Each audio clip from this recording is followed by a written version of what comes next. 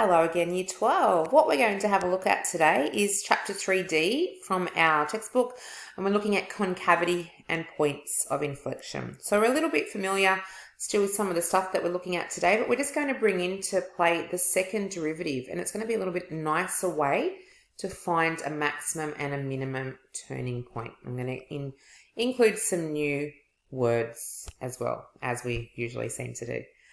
Okay, so let's read through it. The second derivative gives extra information about a curve that helps us to find its shape. Since f double dash of x, that's our second derivative, is the derivative of f of x, or it is the derivative of f dash of x, sorry. So our second derivative is the derivative of our first derivative. Then our second derivative and first derivative have the same relationship as our first derivative and our function. So there's a relationship between those two, and we're going to have a look at that relationship and then use that. Now that relationship says, that is, if our second derivative is greater than 0, then f dash of x is increasing. If our second derivative is less than 0, then our first derivative is decreasing. And similarly with the stationary points, if our second derivative is 0, then our first derivative is a stationary point. So we can use that today, and let's go and have a look a little bit further down and see what we can do with it. Concavity. Okay, so a little bit of language we need to talk about in here. So concavity. So we're going to have a look at the shape of a curve. Okay, so if f double dash of x is greater than 0, that's saying if our second derivative is greater than 0, then our first derivative is increasing. This means the gradient of the tangent is increasing. And that means the curve is concave upwards. So let's put that in there. Okay, so what's that saying is if f double dash of x is greater than 0, so if the second derivative is greater than 0, the curve is concave upwards. And that looks like this.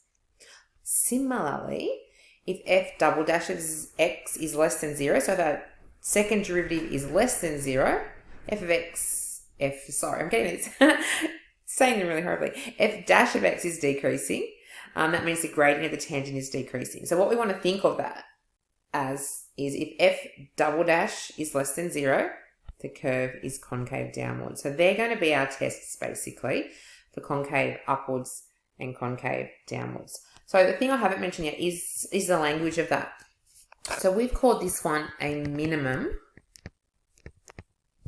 turning point or a minimum stationary point, but minimum is also called concave upwards. That's another way we can call it. And a maximum, where our turning point's at the top. Okay, another word for maximum is concave downwards, okay, because the open part of the curve is pointing downwards, and that's basically what a concavity is. So those words will be used interchangeably between the textbook and exams, and so they're ones that we want to be familiar with. Okay, going down a little bit further, what we've got is a stationary point that is called an inflection point. So we know that when we were looking at inflection points, our first derivative was equal to 0. That's where that happens. That would be down in here. So if our first derivative is equal to 0, then our second derivative is also equal to 0. So basically what's happening with a point of inflection, we're getting concavity changes in there. So that's pretty much the same as what we had in the last exercise. Highlight that. So if the second derivative is equal to 0 and there's a concavity change either side of that, then we're going to be having a point of inflection. Something I also wanted to just point out to you, and this is not in your booklet, but it's something just to have a little think about. I've got two sets of inflection points here. So there's the top one up here, these two. And what's happening there is in the center, we actually do have a stationary point. Okay, there's a stationary point and there's a change in concavity either side. So a stationary point and a change in concavity either side. But we could actually also have an inflection point where the center is not a stationary point, but we still get a slight change in concavity. So it's more of a smooth turn. While up here we're looking at a 0 first derivative happening in the center. Here we don't have that. So there is that to keep in the back of your mind, that we could actually get our second derivative equal to 0, okay, but not have our first derivative equal to 0. So that could happen. And on these the top two, we've actually got our first derivative equal to 0 on both and our second derivative equal to 0. So just note that the second derivative equal to 0 and a change in concavity is a better way of determining an inflection point than just our first derivative equal to 0 and a change in concavity, because sometimes there's a smooth change in concavity without a stationary point. Something to keep in mind, okay, as we go forward.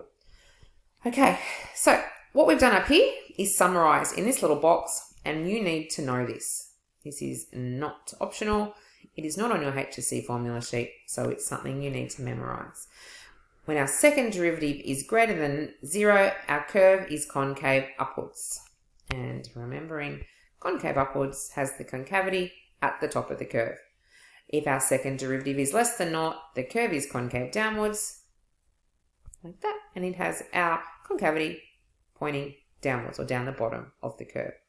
If f double dash of x is 0 and there's a concavity change, it's a point of inflection. So that's the summary in that blue box. We can determine the type of a stationary point by looking at the first and the second derivatives together. Okay, so if f dash of 0 equals 0, so if our first derivative is equal to 0, remembering what that is, the tangent to a curve has no slope, so we're nice and flat. And our second derivative is greater than 0, there is a minimum turning point. If we get our first derivative equal to 0 and our second derivative is less than 0, we have a maximum turning point. If our first derivative is equal to 0 and our second derivative is equal to 0 and concavity changes, there is a horizontal point of inflection. Occasionally, though, remember, we can have our first derivative not equal to 0 and our second derivative equal to 0, and we're going to get a point of inflection, but we've got that not having a stationary point in the center. Okay, well, let's have a look at our questions. We've got 1 and we've got 2 before we move on to the next exercise. So let's have a look at that. Okay, so question number 1 is saying, does the curve y equals x to the power of 4 have a point of inflection? Okay, so we need to figure out our derivatives to start with. So let's figure out dy dx. And dy dx is equal to 4x cubed. While we're here, let's also find the second derivative. d squared y and dx squared. You can use y dash or y double dash if you like. Equals 12x squared. Okay, it's probably easy to do those at the start. Now, we're looking for points of inflection, but before we do that, let's find the stationary points. So our stationary points happen when dy dx is equal to 0. So that's 4x cubed is equal to 0, which happens, divide by 4, cubed root, it's just x is 0. When does this happen? So we're looking at the point. This happens when y is equal to 0. So if I sub my x equals 0 back into my function, I'm going to get 0 to the power of 4, which is 0. So a stationary point happens at 0, 0. So remember, all this stuff that we're doing now is just analysing the function. Our original function is still there, y equals x to the 4, and we're just using our dy dx to tell us about whether or not there's a stationary point, which we've got.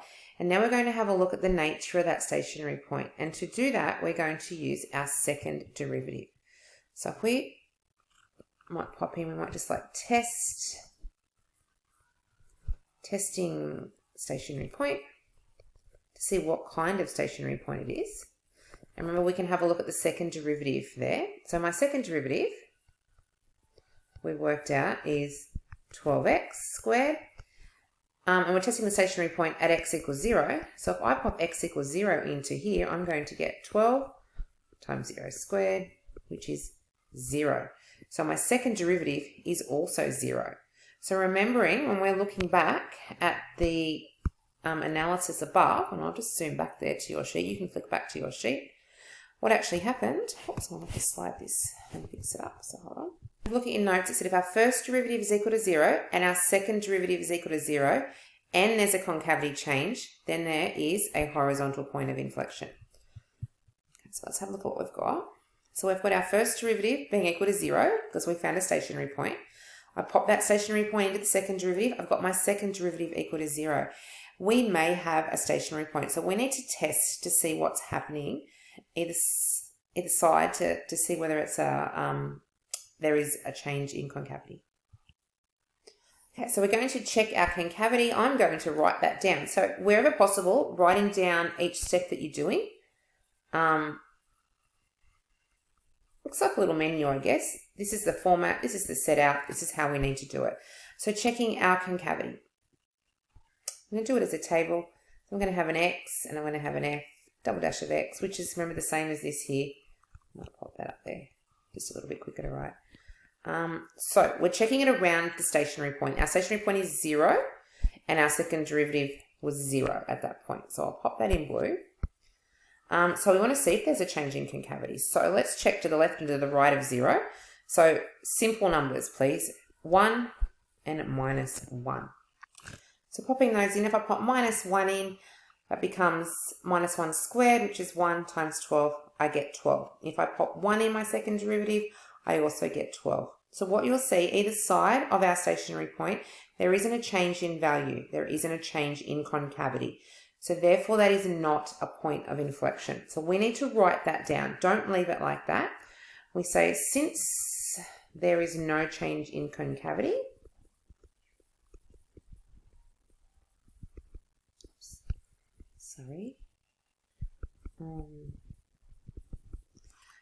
since there's no change in concavity, 0, 0 is not an inflection point. Okay, let's have a look at the next question. And that's enough for our first one. Okay. Radio. So question number 2. Find all the values of x for which the curve f of x equals x cubed minus 2x squared minus 5x plus 2 is concave downwards. Okay, so concave downwards, what was happening there? That was our second derivative less than 0. So we want to find the values for which our second derivative is less than or equal to 0. So we're not less than or equal to 0, less than 0. So let's do f dash of x to start with. That is 3x squared minus 4x minus 5. That's our first derivative. And we can find our stationary points there if we let it equal to 0. Let's find our second derivative. We will have 6x minus 4. Okay, so now we found our first two derivatives. Let's remember what we were trying to find. We were trying to find the values of x for which the curve is concave down.